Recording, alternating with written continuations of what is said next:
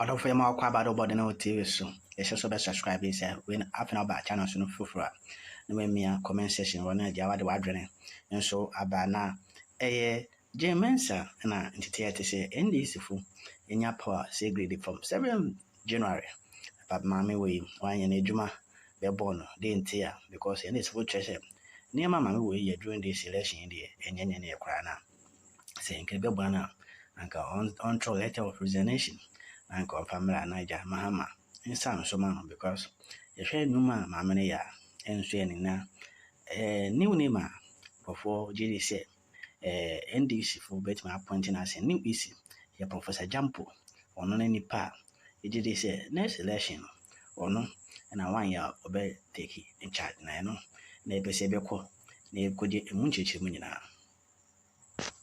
Just otherwise, like I said, then you become figuratively the Napo in the commission. Yes, it's not, because that point is some have also supported that.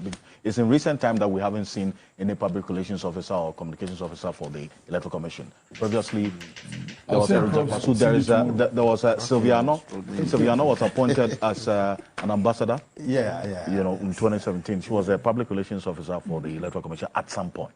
That's prior to the 2016 election. So, but 11 Prof is beyond. Why? Prof can head the issue now. Yes. Some people have said Prof, you should head the issue. Don't do that. I will advocate for you. Yes, Prof, it's your turn. Let's well. It's your turn. Jean Mensah out, yes. Professor Gyampo in. You are too qualified to head the issue. Okay, so why did you not? Prof, I've seen those messages as well. Because I'll read them. The ones that they are talking about. I'll read them. I will advocate for you. So, but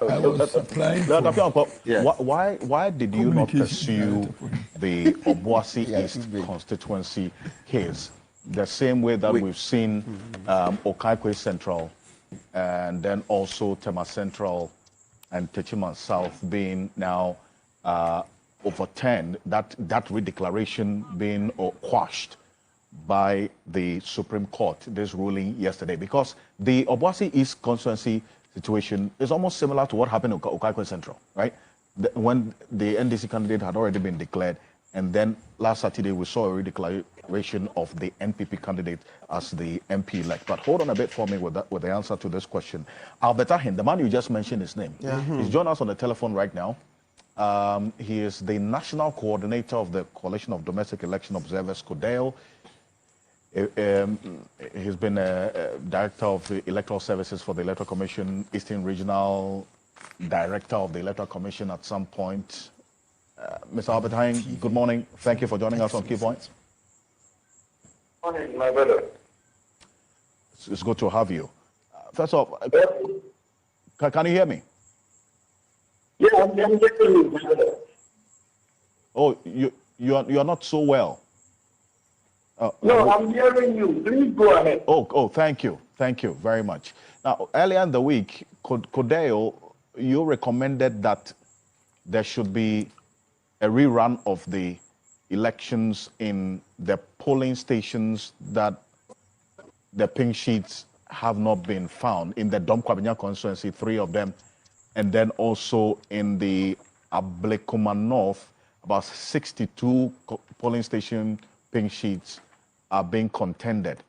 Will the rerun be a solution, really, to this situation in these 2 constituencies?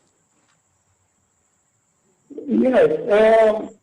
You and I know very well that there's a stalemate. And what even worsens the situation is that we don't have any of the other parties who is also in possession of some pink sheets that can be used. And I told you earlier on, some time ago, that normally when we have a stalemate like that, you rely on the pink sheets of the other party. Why we do so is that the presiding officer may have signed, the results have to tally amongst all of them. For example, if we take 3 parties, together with maybe one of the major parties that has gotten 1, if we have similarities, or they are the same figures that you find on the pink sheet, then you can readily rely on these sheets and then pronounce or declare the result. But here we are, for example, at the Abrikuma North. One side has it, the other side has the results scanned. And each of them is not prepared to accept or yield to whatever is there as evidence. So obviously, if we cannot rely on any one of them, then what else should be done is to go again and either do the whole thing, or, like I said, concentrate on the polling stations that are left, and then if you do a rerun and get everybody involved, and then the results can be announced.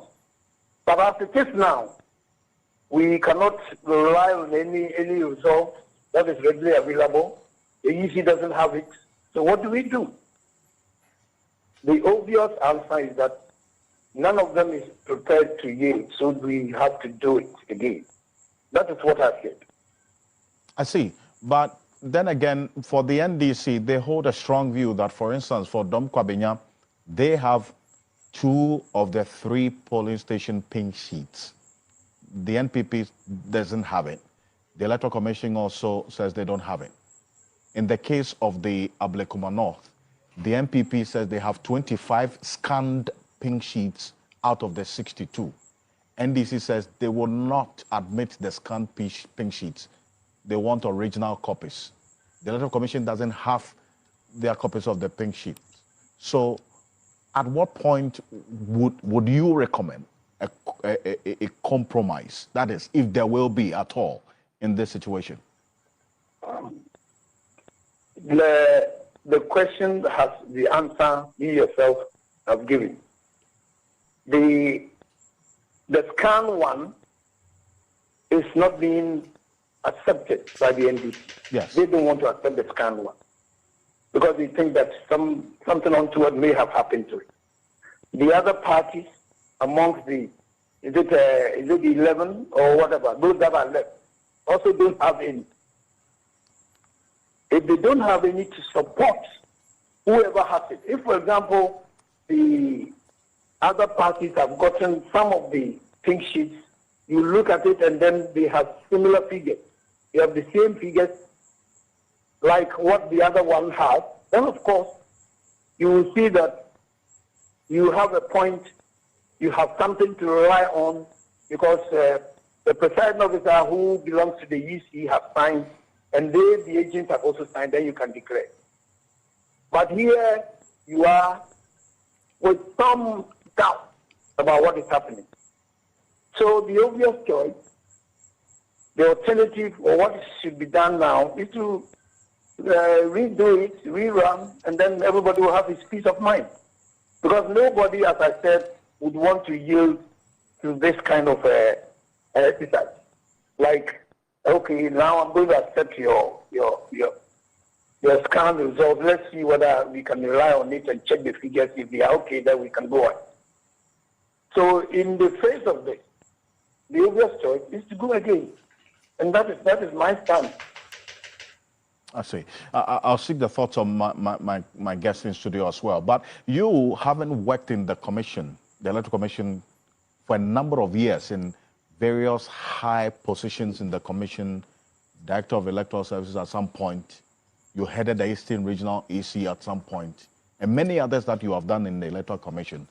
Seeing how things have played out during and after this election, and even the Supreme Court decision yesterday, how does all of this strike you?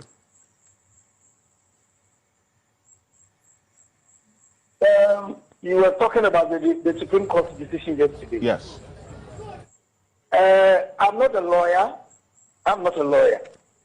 But if I read what was published or was read in the news, the decision is that the NDC wasn't given a chance to defend itself when they went to court. To be heard, yes. They were not allowed to present their case.